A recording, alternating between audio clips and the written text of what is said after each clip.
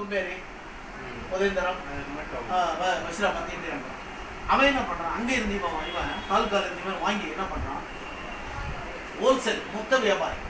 இப்போ பெரிய கடையில் அது பெரிய கடை அவன்கிட்ட படிச்சான். அவன் சும்மா செய்வானா, அவனுக்கு ஒரு 5 ரூபா லாபம். அடுத்து அவன் என்ன பண்ணுறான், இவன் வாங்கி ரீட்டைல் சில்லறை விற்பனையாளர் அவங்ககிட்ட கொடுக்குறான். சில்லறை விற்பனை போனவொடனே அவன் என்ன பண்ணுறான், அவங்ககிட்ட இருந்து கடையில் கடை பொட்டி கடை வச்சிருக்காரு, அவன் போய் வாங்குறான். அவனுக்கு வாங்கும்போது இவனுக்கெல்லாம் வந்து 1 ரூபா 8 கிடைச்ச வஸ்து, இவனுக்கெல்லாம் 5 ரூபாய் கிடைக்கும். இப்போ இந்த காசு மொத்தமும் இதெல்லாம் இந்த பிஸ்னஸ் பண்ணுறவங்க எல்லாருமே காரில் போகிற நடந்து போவாங்க. காரில் போகிறது யார் காரணம்? நாங்கள் இல்லை, நீ போய் வாங்கி கொடுத்ததுனால காரணம் புரிஞ்சா. அதே மாதிரி வாங்கியிருந்தா எனக்கு ஒரு 10 ரூபா லாபம். இப்போ டிவியில் ஐஸ்வர்யா வரல, வெள்ளியா என்னோட வெள்ளியா ஒரு அம்மா வரல, அந்த அம்மா சும்மா நடிப்பாங்க. இந்த சோப்புல கூடி மைசூர் ஸ்டைலில் சோப்பு வளர்க்குன்னு சொல்கிறாங்க, சும்மா சொல்லுவாங்களா? சொல்ல மாட்டாங்க. அதோ ஒரு கம்பெனி என்ன சொல்கிறா, ஐஸ்வர்யா ராய் கொடுக்குற காசு ஏன்னா உனக்கே கொடுக்குறேன், நீயே எடுத்துக்கோ அப்படின்னு சொல்கிற கம்பெனி.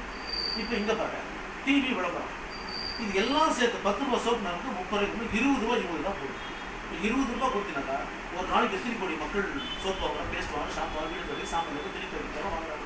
இதெல்லாம் மக்களுக்கு போய் சேர்த்துனா இப்போ அவங்களும் இவெல்லாம் பிச்சைக்காரனா ஏழையா, இதெல்லாம் கோட்டீஸ்வரனா ஏழையா? கோட்டீஸ்வரன் ஆகிறது யாரு? நெசமாகி இங்கே அத்தைப்பை கம்பெனி என்ன சொல்கிறோம், தயவு செய்து என்ன விஷயம் தெரிஞ்சுக்கிட்டாங்க. 10 ரூபாய்க்கு ஒரு சோப்பு வாங்க கடையில் போய் 7 ரூபாய் கிடைக்காம எவ்வளோ? 7 ரூபா போகும். அதே நீ 100 ரூபாய்க்கு வாங்குற 70 ரூபா. விஷயம் உனக்கு எவ்வளோ நாளும் புரியல, இப்போ புரிய வைக்கிறவங்க. 1000 ரூபாய்க்கு வாங்குறேன் 7 ரூபாய், 10,000 ரூபாய்க்கு வாங்குறேன் 7,000. இதே நீ வருஷம் ஃபுல்லாக 360 நாளும் எல்லா பொருளும் வாங்கிட்டு தேவையான பொருள் எல்லாமே எல்லாம் பயன்படுத்துகிற பொருள் தான். எல்லாமே இதெல்லாம் அன்றாட பயன்படுத்துகிற பொருள் தான். கரைமலை பொருள் தான். என்ன இருந்ததுன்னா டிஃப்ரெண்ட்டு பிராண்ட் மாதிரி இருக்க தவிர அந்த குவாலிட்டி மாறலாம். குவாலிட்டி தான் மெயின். இங்கே அங்கே வந்து தேர்ட் குவாலிட்டிக்கு தான் கடையில் விற்கிற பொருளுக்கு வந்து தேர்ட் குவாலிட்டிக்கு தான் நம்ம போய் 30 ரூபா கொடுத்து வாங்குறாங்க. நம்மளுக்கு ஃபர்ஸ்ட் குவாலிட்டி இதுக்கு என்ன கொடுக்குறான விஷயம் நான் சொல்ல தரேன். ஆச்சா, இப்போ ஒரு வருஷம் ஃபுல்லாக நீ வாங்கிடுன்னு வச்சுக்கணும். வருஷம் ஃபுல்லாக வாங்கிடுது ஒரு 1 லட்ச ரூபாய்க்கு வாங்கிடுது. கடைக்காரர் எவ்வளோ போகுது? 1 லட்ச ரூபாய்க்கு நீ வாங்கணும். கடைக்காரனுக்கு 70,000 மீந்தாக்க அம்மாவுக்கு ஒரு கம்பெனி போட்டாங்க. சரி, ஒரு வண்டி 70,000 கொடுத்த வண்டியில் வாங்கலாம்னு 2 வீலர் வாங்கலாமா? கம்பெனி அதான் சொல்கிறேன். ஏன் இவ்வளோ நாள் இருந்தால் முட்டாள்தனமாக வாழ்ந்துட்டு நீ அந்த வாழ்க்கை வாழாதீங்க. நான் சொல்கிறத கேளுங்க. கம்பெனி என்ன சொல்கிறான், இது முடிஞ்சிச்சு. இப்போ நம்ம கம்பெனியும் சோப்பு இருக்குது. நம்ம கம்பெனி சோப்பு வந்து 50 ரூபா. நம்ம கம்பெனி சோப்பு வந்து 75 எம்ஆர்பி, நமக்கு 50 ரூபா. 50 ரூபா கொடுத்த சோப்பு இங்கே பாரு. இப்போ இதோட தயாரிப்பு எவ்வளோ? இது 30 ரூபா சோப்பு 10 ரூபா. இப்போ இது 50 ரூபா சோப்பு தயாரிப்பு எவ்வளோ?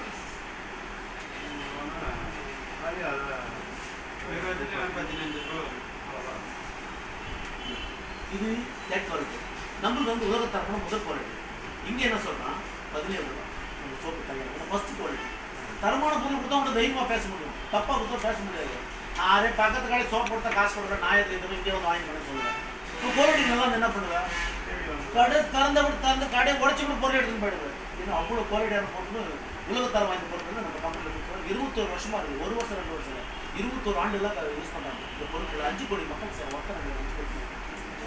இங்கே என்ன சொல்கிறான், இங்கே 50 ரூபா சோப்பு கம்பெனி தயாரிப்பு 17 ரூபா. இடையில யாரும் இடைத்தரது புரோக்கர் யாரும் கிடையாது. கம்பெனி தயாரிக்குது, என்கிட்ட கொடுக்குது, நேராக இஸ்மால் கிடையாது. வேறு யாரும் இடையில புரோக்கர் யாரும் கிடையாது. இப்போ 50 ரூபா 17 ரூபா போச்சுன்னா 33 ரூபா நம்மளுக்கு ரேட்டாக கொடுக்கணும். இந்த 33 ரூபா எப்படி கொடுக்குறாங்க அவங்களுக்கு சொல்கிறேன். இப்போ 33 ரூபா 33 ரூபா வரும்போது இங்கே வாங்கும்போது இந்த 30 எப்படி தரான்னு சொல்கிறேன். இங்கே 1000 ரூபாய்க்கு நீ வாங்கன்னு வச்சுக்கோ. உனக்கு எம்ஆர்பி ரேட்லேருந்து 200 ரூபா கொடுக்கும். 1000 ரூபாய் பில்லு உனக்கு எம்ஆர்பி ரேட். அது என்ன ரேட்? கடையில் போனால் எம்ஆர் ரேட் தான் கொடுப்பான். ஒரு பேசுனா எம்ஆர் ரேட் தான் அப்படியே கொடுத்துருவான். இங்கே 200 ரூபாய் 1000 ரூபாய் 200 ரூபா போயிடும். இஸ்மாயில் வாங்கி யூஸ் பண்ணுறதுக்கு ஒரு 100 ரூபா போட்டு 100 ரூபாய் ஃப்ரீ போட்டு கொடுத்துருவாங்க. ஒரு மாதமாக 1000 ரூபாய் சொன்னால் ஃப்ரீ போடும். 100 ரூபா போட்டு 10% ஃப்ரீயாக கொடுத்துருவாங்க. நீ வாங்கி யூஸ் பண்ணுறதுக்கு அந்த மாதம் 27 ரூபா அக்கௌண்ட் வரும். இஸ்மாயில் அக்கௌண்ட்டுக்கு செல்லில் மெசேஜ் வந்துடும். 27 ரூபா 1000 ரூபாய்க்கு வாங்கினாலே 327 ரூபா நமக்கு டிஸ்கவுண்ட் பண்ணுது. 2000 ரூபா 3000 ரூபா 5000 ரூபா 10,000 ரூபா. நான் சொல்கிறா ஒரு நாளைக்கு நான் வந்து ஆர்டர் கேட்டு போனால் கூட 10,000 ரூபா 12,000 ரூபாய்க்கு செலவே பண்ணுறேன். நீ போகிற இடம் சமையல் செய்கிற இடம் ஊரா எல்லாம் பல்லோட கொடுக்கணும், எல்லாம் பிடிக்கணுமா, எங்கேயும் ஒரு கடையில் வாங்கலாம். இப்போ இஸ்மாயிலே கடை வச்சிட்டா அப்படி இந்த மாதிரி ஒரு 10 லட்சம் முதல் போட்டு வச்சுட்டா வச்சுட்டு சும்மா கட்டுக்கு பின்னாடி ஆளுங்க வச்சு தான் சொல்லி இது பண்ணது. அதை தான் சொல்கிறேன், கம்பெனி நான் எல்லாம் பார்த்து உலகம் ஃபுல்லாக வச்சுக்கிறேன். துபாய், அபிதாபி, அமெரிக்கா கூட ஆஃபீஸ் இருக்குது. துபாயில் ஒருத்தர் பேஸ்ட் வாங்கி பல்வனும் அக்கௌண்ட் காசு சொல்கிறது என்ன இருக்குது. அத்தை பையன் சொன்னால் கேட்பான், கேட்க மாட்டான். இங்கே வாங்க, நீங்கள் வாங்கப்பா, பொருள் நல்லா இருக்குது, நல்லா இல்லை வாங்க, அங்கேயே வாங்கி பார்த்துருவோம். அவன் என்ன சொல்லுவான், நல்லா தான் இருக்குது, சரியா தம்பி சொல்கிறான்னு சொல்லி வாங்கிக்குவான். இல்லை ஃப்ரெண்டு சொல்கிறான், எல்லாரும் நம்பி தான் சொல்லுவான், யூஸ் பண்ணிக்கலாம். நல்லா இருந்தால் தான் நம்ம சொல்கிறோம். ஒரு ஜீன்ஸ் பேண்ட் எடுக்கிறது நல்லா இருக்குது, நிறைய கடையில் வந்து பிராண்டடாக நல்லா இருக்குது நண்பா அப்படி அங்கே போய் வாங்குடான்னு சொன்னால் தான் அவன் போய் நம்பி வாங்குவான். தவிர ஏமாற்றி வாங்க மாட்டான். நான் இந்த போயிடுச்சுடா நீ அங்கே போய் வாங்காதன்னா அங்கே போகவும் மாட்டேன். இஸ்மாயில் ஏன் நான் தேர்ந்தெடுத்தேன்னா, ஏன் ஒரு 3 வருஷம் ஐடி போட்டோம்னா, இது பழைய புள்ளி என்னைக்கான கருத்தடி இருக்குது அந்த கம்ப்யூட்டர் வச்சுருக்கேன்னாடா, அது இன்னைக்கு அல்ல என் அமைச்சிருக்கிறேன். போய் இன்னைக்கு இஸ்மாயில் விடாத அதை உருவாக்க சொல்லி இந்த வாங்கும்போது இவ்வளோ அமௌண்ட் வரும். அடுத்தபடியா இதில் உங்களுக்கு மாதம் எவ்வளோ வருமானம் தப்போம், தோராயமாக மாதம் எவ்வளோ பணம் எவ்வளோ போகும் உங்கள் வாழ்க்கைக்கு. மேரேஜ் ஆயிடுச்சா? பிரியாணி போட்டு 8 மாதம் ஆச்சா? வீட்டில் என்ன படிச்சிருக்கு? நீ படிப்பெல்லாம் முக்கியம் இல்லை, பணம் சம்பளம் கணக்கு வெறி இருக்குதா, பணம் இருக்குதா, சம்பாதிச்சதுக்கும் 1000 வித்தியை நான் கற்றுக் கொடுக்குறேன். கூட என் கூட பயணம் பண்ண போகிறோம். நான் சொல்கிறத நீ செஞ்சா போதும். 10ஆம் தேதி தூங்கல காசு வந்துச்சுன்னு வச்சுக்கா, நீ தூங்க மாட்டா, அப்புறம் உங்கள் அத்தை அவங்க தம்பி தூங்க மாட்டார். ஆகுது அவன் தெரிஞ்சு அவன் ஃப்ரெண்ட் எனக்கு ஃப்ரெண்டு கூட்டு போவார். நல்ல விஷயம்னா ஃப்ரெண்டுங்க வந்து கெட்ட விஷயத்துக்கே எத்தனையோ பேர் போகிறாங்க. ஆமாம், அங்கே சரக்கு அடிக்க போகிறான். நல்ல விஷயத்தை கூப்பிட்டு வந்து முன்னாடி இருக்காங்க. இது இருக்காது. நான் உங்களுக்கு ஃபோன் பண்ணி விஷயம் சொன்ன தெரியுமா? இஸ்மாயில் கான் போட்டு சென்னையில் அவர் எனக்கு வந்து குரான் புஸ்தகம், குரான் எங்களுக்கு அவர் கடவுளாக தான் கிடைக்கும். அப்படி ஒரு வாய்ப்பு எனக்கு அவர் சொன்ன ஒரே விஷயம் பார்த்தீங்கன்னா, எதுவுமே முதல் போட முடியாது. இதே கண்டிப்பாக சோப்பு அவங்க பேசுவாங்க, அதே மாற்றி வாங்க சார். நல்லா இருந்தால் 4 ஃப்ரெண்டுக்கு சொல்லுங்க. அந்த ஃப்ரெண்டு யூஸ் பண்ணி பார்த்து அவர் யாருக்கு சொல்லுவார்?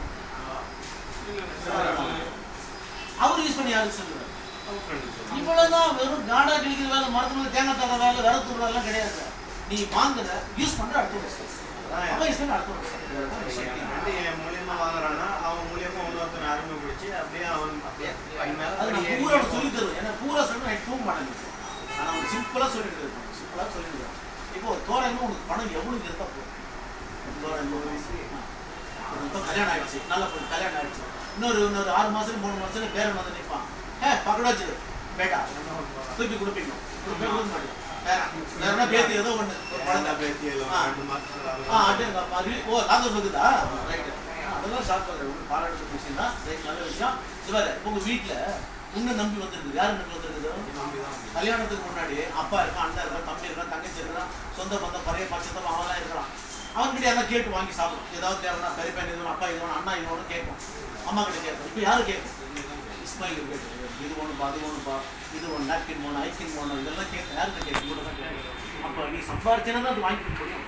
இப்போ நீ வேலைக்கு போகிற வர செய்கிற, இப்போ மாதம் நீ செய்கிற வருமானத்துக்கு மேலே கூடுதலாக உங்களுக்கு ஒரு 20,000 30,000 எக்ஸ்ட்ரா வருது. உடனே வீட்டில் சம்சாரிக்காது, ரொம்ப சந்தோஷமாக இருப்பாங்க.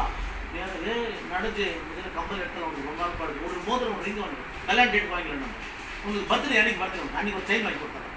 இதில் சம்பாரிச்சு வாங்கி தரேன். நம்ம வைராக்கியம் வச்சு நாங்கள் கண்டிப்பாக சொன்னாங்க.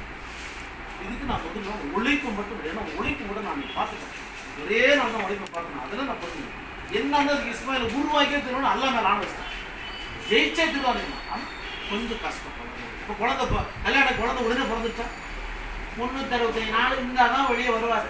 அப்போ தான் வந்து ஹாய் ஹலோன்னுவார். அந்த மாதிரி தான் நீ இதில் 1 வருஷம் கஷ்டப்பட்டு தான் போகிறோம். உத்தரவிக்கு இப்போ நாங்கள் 5 வருஷம் கஷ்டப்பட்டோம். 5 வருஷம் கஷ்டப்படுறது தான் இந்த இலக்கு அடைய முடிச்சு. அதனால தான் இப்போ நம்ம கோவா போயிட்டு கல்கத்தா சாரில் கார் வந்தேன். சார் நாங்கள்லாம் போனோம். எல்லாம் அருமையான சாப்பாடு போட்டு எட்டுன்னா செலவு கிடையாதுண்ணா. ஜெட்டியோட போனோம், நீச்சல் போட்டு என்ன தூக்கி எல்லாம் போட்டு கொஞ்சாடி அந்த வாழ்க்கை இஸ்மாயில் இறைவன் யாருக்குமே கொடுக்க மாட்டான். அன்றைக்கி தான் நான் நல்லா இஸ்மாயில் நான் நினச்சேன். அப்புறம் ஃபோன் பண்ணி சொன்னேன், இஸ்மாயில் சார் ரொம்ப அற்புதமான வாய்ப்பு எனக்கு கொடுத்தேன் சார், எனக்கு நல்லா கொடுத்தேன், நான் கொடுத்தேன், அவ்வளோதான் பயன்படுத்தணும்னு சொன்னேன். அதனால பல வழிகள் கஷ்டப்பட்டு தேடி கண்டுபிடிச்சி இலக்கு அடையிறது. நீ இலக்கு அடையிற வரைக்கும் உன்னை விட மாட்டேன், நீ என்ன விட மாட்டேன். புரியுதா? எல்லா விஷயம் நீங்கள் எப்படி இருக்கணும், வீடு வீடு பக்கத்து சரி சேனல்னா இருக்கட்டும். நிறைய இடத்துல அசிங்கப்படுத்துறியா, நிறைய இடத்துல அவமானப்படுத்துறியா, பட்டுக்கிறது அவங்க எதிர்க்கலாம் நீ வாழ்ந்து காட்டணும். அங்கே போய் ஒரு கார் நினைச்சுன்னு வச்சுக்கோ, இஸ்மாயில் கார் வாங்கிட்டான்னா அங்கே முன்னாடி டயர் வந்து டும்முன்னு உடையும்.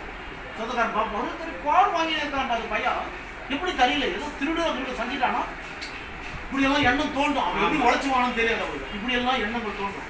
அவங்க இதுக்காக வாழ்ந்து காட்டணும். புரியுதா?